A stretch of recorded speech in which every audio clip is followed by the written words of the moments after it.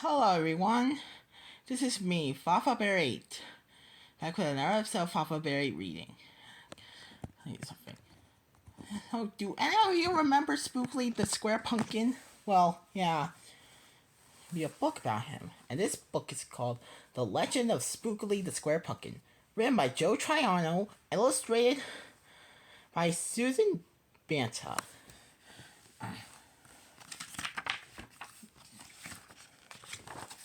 One day in the pumpkin patch, the strangest little pumpkin hatched. Spookley wasn't like his friends. Where they have curves, he had ends. Spookley was different. He was odd. He was rare. Spookley the pumpkin wasn't round. He was square. Well, while the round pumpkins had fun rolling along, poor Spookley, he sat there shaped all wrong. He tried to try with all his might, but he couldn't budge. He just sat tight. The other pumpkins teased him because he was square.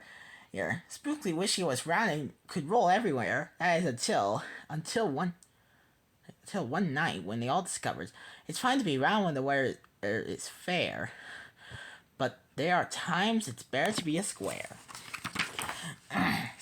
Halloween was just a day away when a mighty storm blew across the bay. It tossed the round pumpkins to and fro. It snapped their bodies and off they go. Then off they go, bouncing left, slamming right, banging, bashing. What a sight! Spookley, they sat there filled with fright, but glad to be a square that night. Suddenly, the fence gave way. 3 pumpkins rolled out into the bay. Spookley knew what must be done. It was up to him. He was the one. He teetered, he tottered, he tipped, he tried, and he finally flipped. He was on his side. Again he flipped. Again he flopped. And then he stopped. Right in the gap where the fence is snapped. Oh, he blocked the way. The hole is capped. All the pumpkins shouted, "Hooray! Spookley the Square Pumpkin has saved the day!" The pumpkin hit him with a whack. He thought his shell would start to crack. Then another one hit him with a thump and another one with a smack. Then one by one, until the pumpkins piled in a stack. For bang, a bash, and a crunch, and a crash, and then it all went black. At dawn, when the storm had stopped, the farmer came out and checked his crop.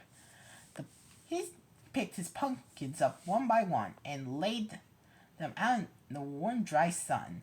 And when the last was moved away, the farmer could see the day. An odd-shaped pumpkin, short, dense, was wedged between the broken fence.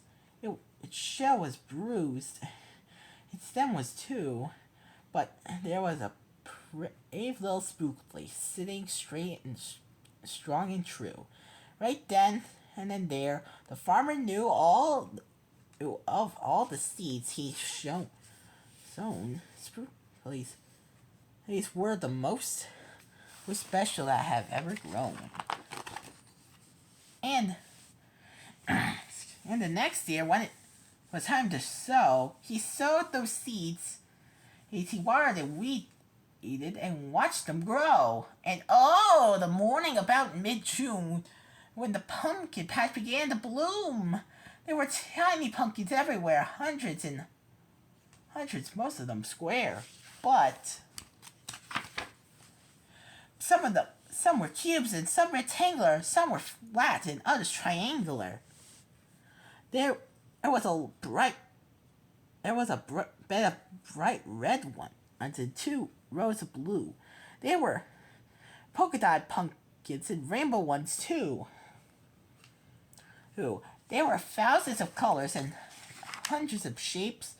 Oh, what a garden variety makes. Now every year on Halloween, Spookley's patch is quite a scene.